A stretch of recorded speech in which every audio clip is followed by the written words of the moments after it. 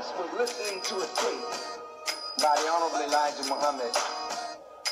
I was out in Arizona taking a month to fast and pray and discipline myself for a fight against cancer. And while I was out there, I was listening to a tape of the Honorable Elijah Muhammad, and he was saying that God did not make the original man, black man, to be afraid of anything in his creation. He only made you and me to fear him. And it is the fear of God and God alone that gives you mastery over the creation. But if you don't know God and won't trust God and have faith in God, then things that make you afraid will become your master. So after I heard that on the tape, it just so happened the next morning. This is Brother Shareef with the Hour of Power. Go to Hour of Power, Shareef Hamid on YouTube. Subscribe and share the channel so we can continue to lift the mind, body, and soul of our people. We got our good brother, Minister Farrakhan, dropping some knowledge about not making things be your master that you are afraid of. I'm going to let him rock for a couple seconds, and I'll get started with the topic. I won't be long.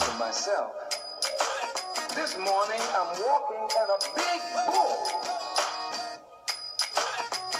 is in the back. Yes, indeed. Assalamu alaikum, brother. Thank you for tuning in. I'm going to wait for a couple more people to tune in, but in the name of God, the gracious, the merciful, we give him praise and thanks for his mercy and his goodness to the human family. If all the trees upon the earth were pens to write with, and if all the oceans were ink, and then another 7 oceans to add to its supply, the writing would still not be enough to explain the glory of God, for he's the exalted, all-powerful, all-wise. We confide in no other in our time of need, and we praise no other in our good fortune. He is one. So again, this is Brother Shareef with the Hour of Power. You see it there. My good brother Collins put that backdrop together for me with the African symbol. Go to Hour of Power, Shareef Hamid on YouTube. Subscribe and share. You know the motto, so we can continue to lift the mind, body, and soul of our people. So family, it is a lot going on right now. Nationwide and worldwide. Nationwide and worldwide, it is a lot going on pertaining to us as a people and the humankind, just in general. But as we know on this channel, the Hour of Power, we unapologetically, specifically give messages, advice, and warnings, so to speak, to lift the mind, body, and soul of our people. A specialized service, as I would like to say. Everyone else has specialized services. Everyone else has resources for their people. So what is wrong with us having something that it's especially, to address our issues? So this is what this channel is about. It's not about hate. It's not about blocking anyone else. It's about specialized services and resources and information for our people. It's not a religious channel, even though it has spirituality laced to it. Like it says there in the middle, it's a channel designed for social change and awareness and resources and solutions to our issues. So it's a lot going on in our community. As you can see, I don't have no notes. I'm just speaking to you from the heart, as I always try to do. So may seem like I'm, bouncing around, but again, I'm just speaking to you from the heart so we can, again, lift the mind, body, and soul of our people. Oh, it's a lot going on right now. We had Minister Amon on, the minister out of Durham, North Carolina, Mos 34, the other day. Go back on my channel and go back on my Facebook page if you are a friend of mine on Facebook, or if you're one of my YouTube subscribers. Go to the Hour of Power and look at that powerful interview by Minister Amon last week, who again is a star student of Minister Farrakhan and the minister at Mosque number 34 in Durham, North Carolina, and a personal friend of mine. He dropped some heavy atomic bombs and some jewels about what's going on in Syria, the attack there, the real motive and reason for the attack and the bombing there, what's really going on, what isn't going on, and what's factual. He talked about the Starbucks situation, which I'm going to briefly mention. I mean, the brother just dropped some heavy jewels, so definitely go back and look at the interview I did with Minister Aman Muhammad last week. So that's on my YouTube channel and my Facebook page. So again, it's a lot going on. I just seen today that Bill Cosby got convicted on 3 counts of sexual assault.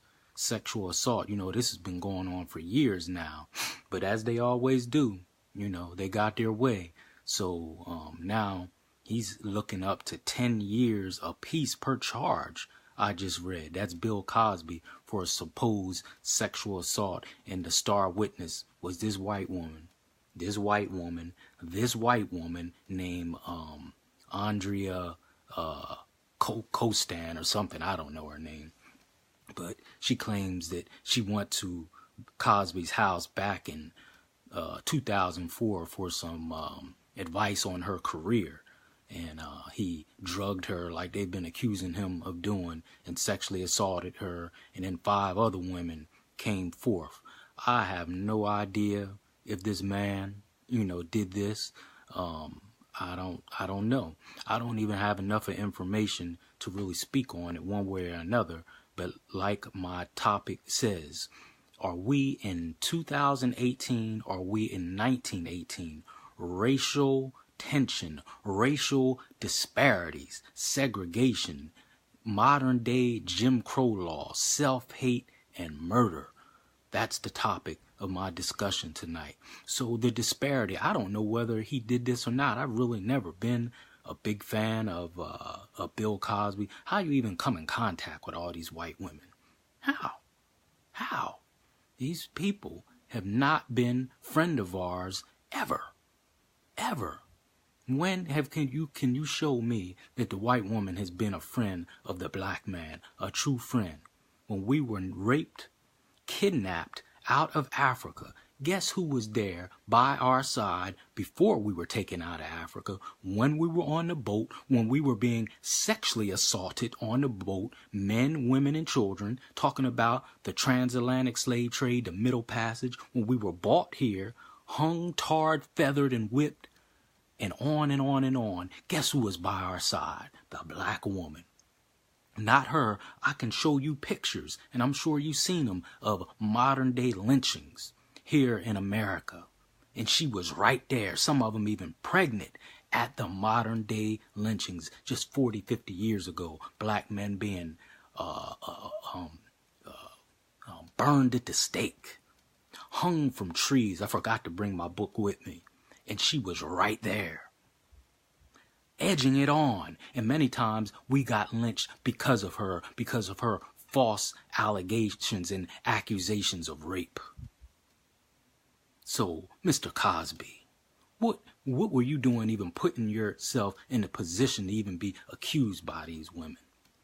But Ancient Orange in the Oval Office, he can feel, grope, grind, finger, and do whatever he wants.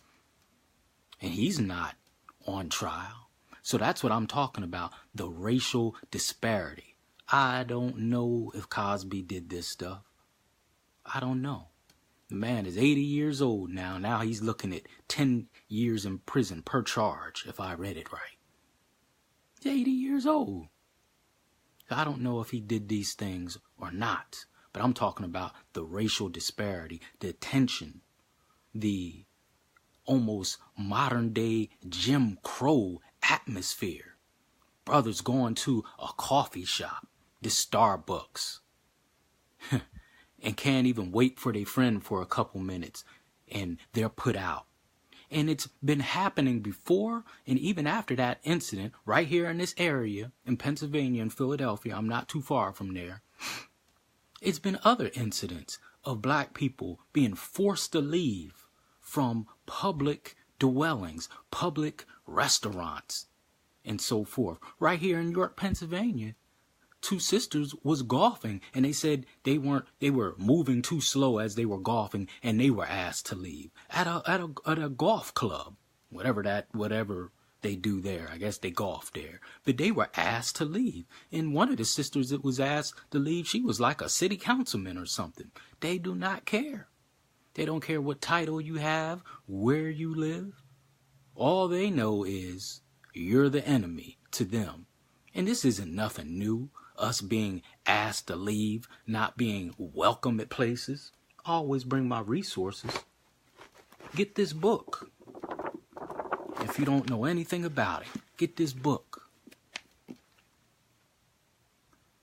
Black History in the White House. Look at that. Black History in the White House talks about how, and look at this, a picture of a black boy with a white girl there. You know what that is there? That's as close back. This is a picture taken back in 1908. That's as close as the black people could come to the White House back at that time. They used to have Easter egg hunts. That's what that is right there. And that's as close black people could come during that time. This is an actual picture of a black boy escorting a little white girl. You see her with her little bonnet and her little basket. That is close as black people could come to the White House back in those times in the early 1900s, unless you was like a worker or a server in the White House. And even then, they had a man by the name of Blind Tom, and he used to play like the flute and the piano and entertain white people. And then, I believe in 1915, Booker T. Washington was invited to the White House by Franklin Roosevelt, and people think that he was some kind of humanitarian, a nice person to black people. He hated black people. But he made a grave mistake back then, and he invited Booker T. Washington to talk some politics and about some of the race issues going on there. And he invited him to the White House, and they about set the White House on fire. All kind of senators was enraged. But back then it wasn't called the White House, it was called the President's House.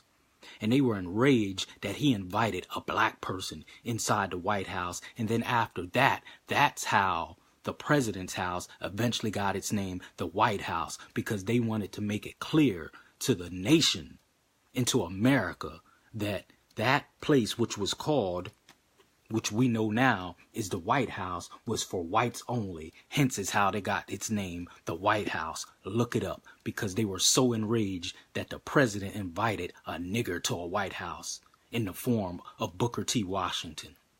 Yes. And they were so enraged, they said it was like a senator from Mississippi, if I can find it in here. He wrote to the White House. He was so enraged about what Franklin Roosevelt did by inviting him there. He said the White House, it's like it was saturated with rats, and you can smell the stench from black people coming there, meaning Booker T. Washington.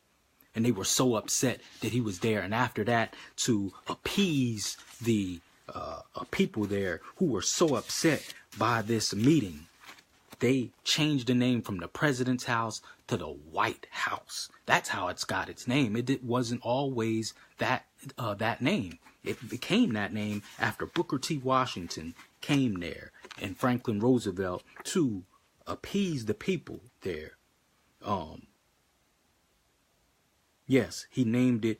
It became the White House October 17th, 1901, the day after the Washington Roosevelt fiasco. It went from the president's residence to the White House. So that's the actual time that the White House got its name. October 17th, 1901, the day after Franklin Roosevelt invited Booker T. Washington to the White House for dinner. So many senators and people were so outraged by him being invited to the White House. October 17th, 1901, it went from the president's residence to the White House. So that's how the White House got its name, tying in to what's going on now. We haven't been welcome places. This thing with the Waffle House, Starbucks, and many other places known and unknown. This isn't nothing new. Why are we surprised by this? I'm going to say it again. In 1901, the White House of